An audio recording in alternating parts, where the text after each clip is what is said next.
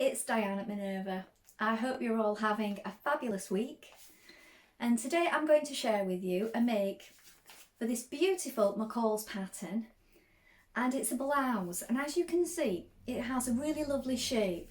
We're going to be making version D right here, and what we're going to be using is this wonderful Minerva exclusive range viscose chalet in Ebbing Light.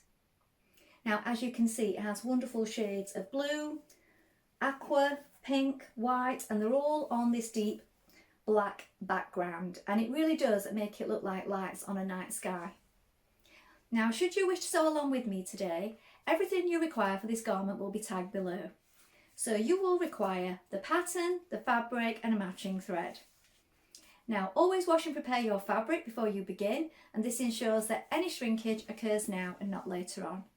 When you've done that, we're going to take a tape measure, locate our sizing on the back, and then when you have the perfect fit, we're ready to go and cut our pattern pieces together.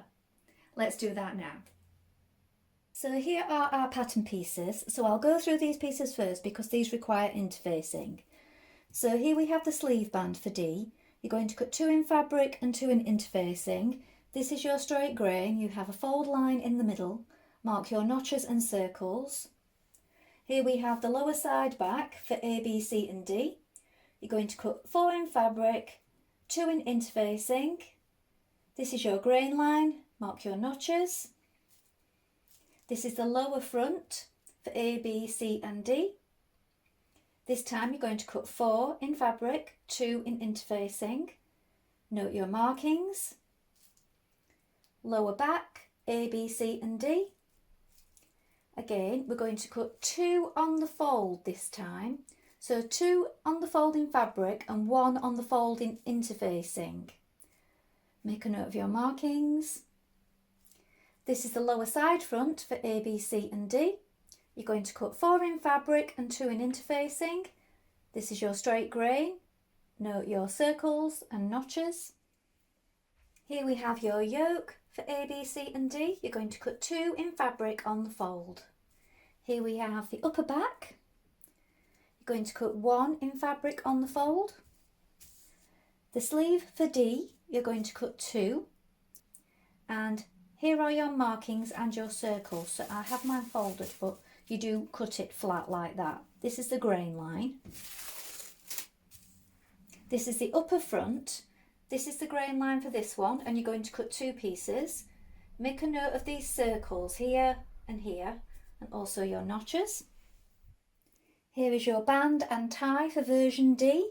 You're going to cut 2, and you're going to cut it on the cross grain. So here is the grain line here. Make a note of these triangles here, the notches and the circles. Then we have this piece for all views, and this is cut on the bias, so the straight grain is going this way. You're going to cut 1, and this is for making your loops.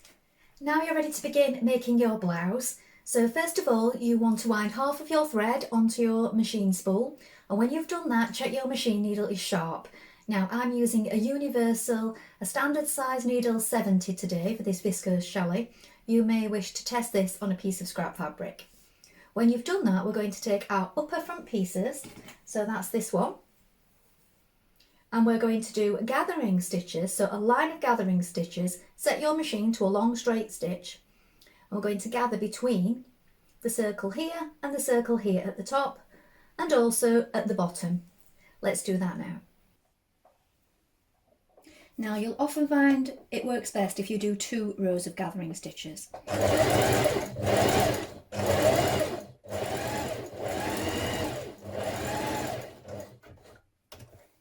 And then the same at the bottom.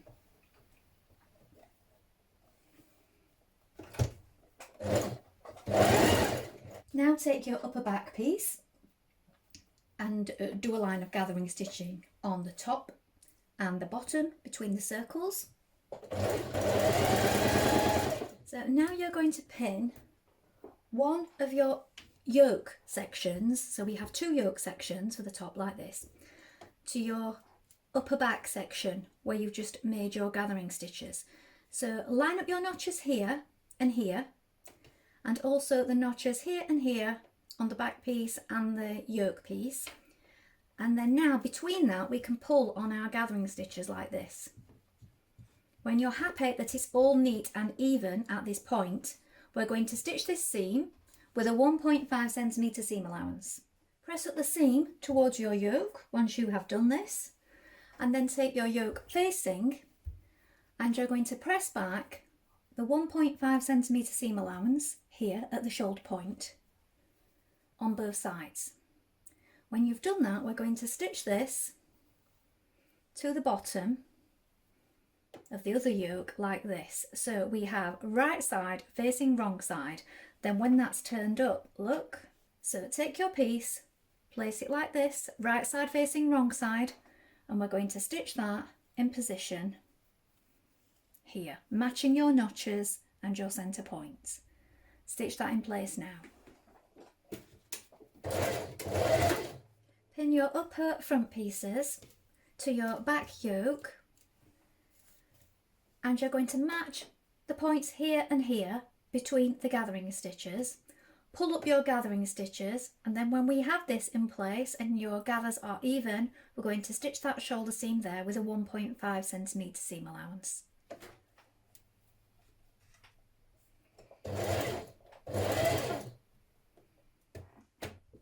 Lap over your yoke facing over your shoulder seam like this. You're going to pin that in position, hiding those stitches. And when you've done this, you can slip stitch over it with some hand stitches to keep it all in place. I found it's best if you pin the central points of the yokes together like this as well, to keep your neckline straight before you begin doing this. Now hand stitch those in place.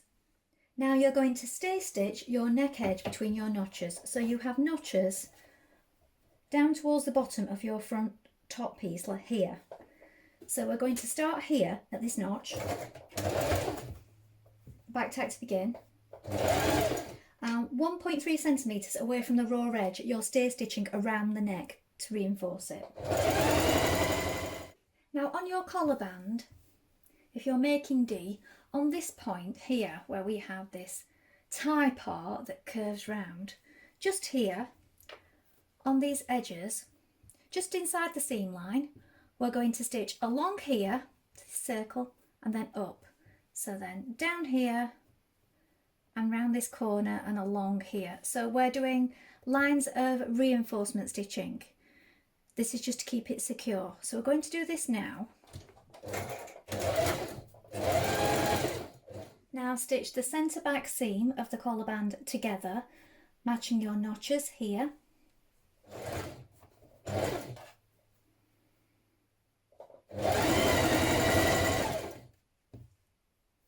Press under the long unnotched edge of your collar band, 1.5 centimetres. When you've done this, you can trim it to 1 centimetre if you wish to reduce the bulk on the inside. Then we are going to sew our tie ends. So we're going to fold them in half lengthways with right sides facing, and we're going to stitch to here.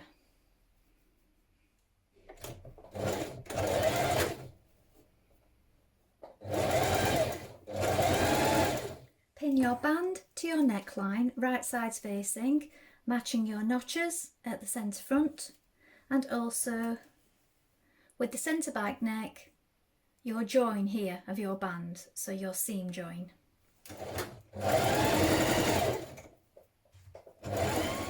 Hand base the band around the neckline.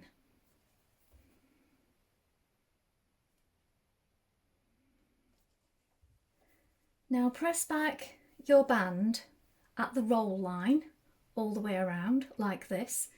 Then with right sides facing, you're going to stitch the upper back to the upper front at the side seams. So matching your notches here where this double notch is, we're going to stitch that in place now.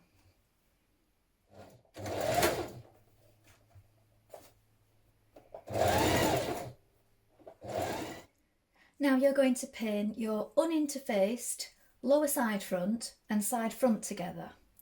Now the interfaced pieces will be used as facings.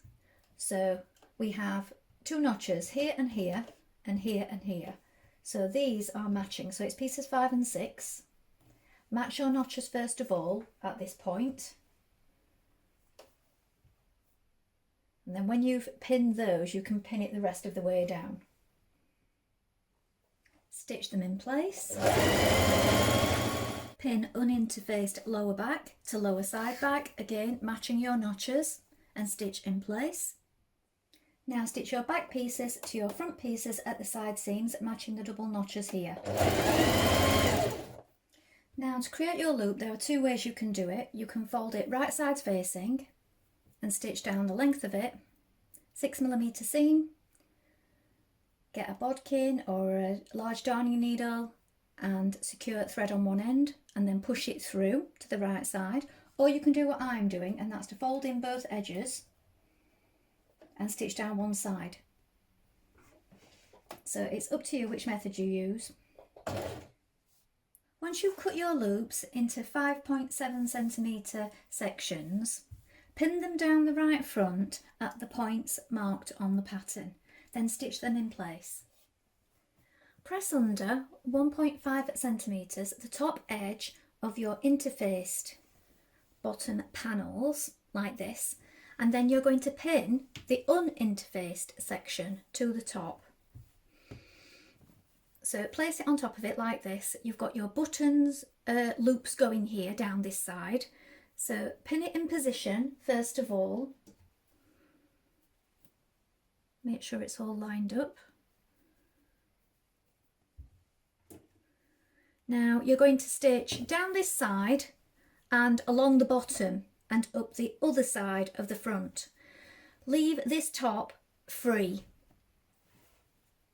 So the top here where you've got the turned under section and the top of the uninterfaced section, that is left running free. We're stitching down the side, along the bottom and up the other side front. So let's do that now.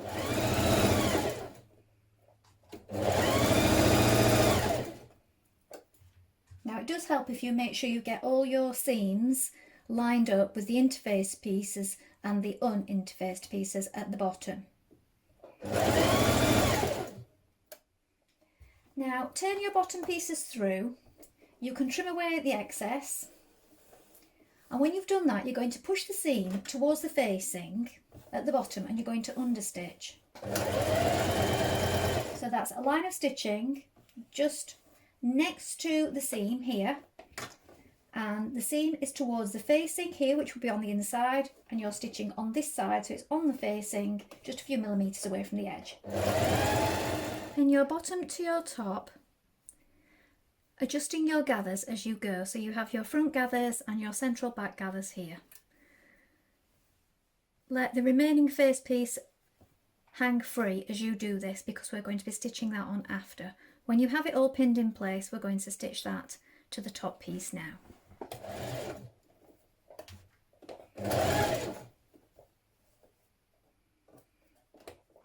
Now slip stitch with hand stitches your faced part that you've pressed under the top of to your top like this. So this part was pressed under and you're going to stitch that now with hand stitches. Now you're going to ease stitch round the cap of your sleeves between the markings.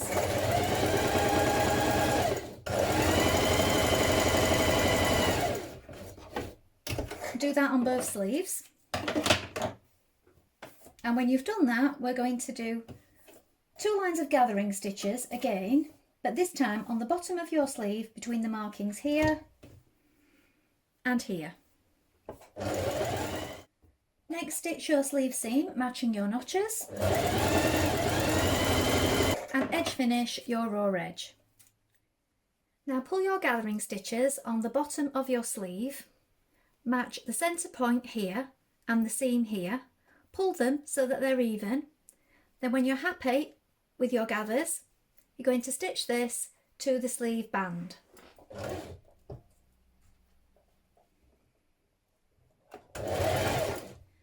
Now you can hand stitch the inside of your cuff to itself here, or you can do what I did and I folded it back, pinned it, and then I stitched it in the ditch there.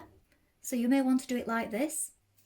Now we're going to add in our sleeves, so turn your blouse the wrong way round like this and turn your sleeve the right way round. Now you're going to pop that into the armhole like this, and you're going to match your notches. So make sure you've got the right sleeve, because we have one notch here and one notch here on the blouse look. If you have a mismatch of notches, you've got the wrong sleeve, so pick the other one up. Match it under the armhole, at the back, 2 notches there, and the centre point of the sleeve to the top of the yoke at the shoulder there. When you've done that, you can pull on your gathering, well, they're ease stitches, not gathering stitches, but you're going to pull them anyway, and you're going to ease in that sleeve. Now, when you're stitching it, what you want to do is you want to be manipulating it with your fingers so that you're not getting any creases or gathers. So you pull it to ease it in, but then we don't want to leave these like this. So we push them along and we stitch it flat. So just take your time with this part. So we're going to stitch that in now.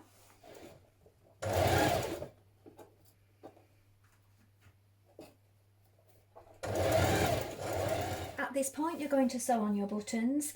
Now, I would recommend sewing each one on and then placing the next buttonhole to find exactly where you need to be.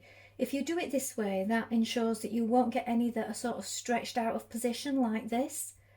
So make sure it's lying straight before adding the next one. So this one's fastened, and I know I need to be just here.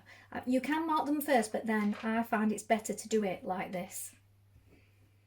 You can mark them as a guide, but do check. And I like to do a few stitches before I stitch my button on as well. So here's the finished blouse. So tie the buttons down the front.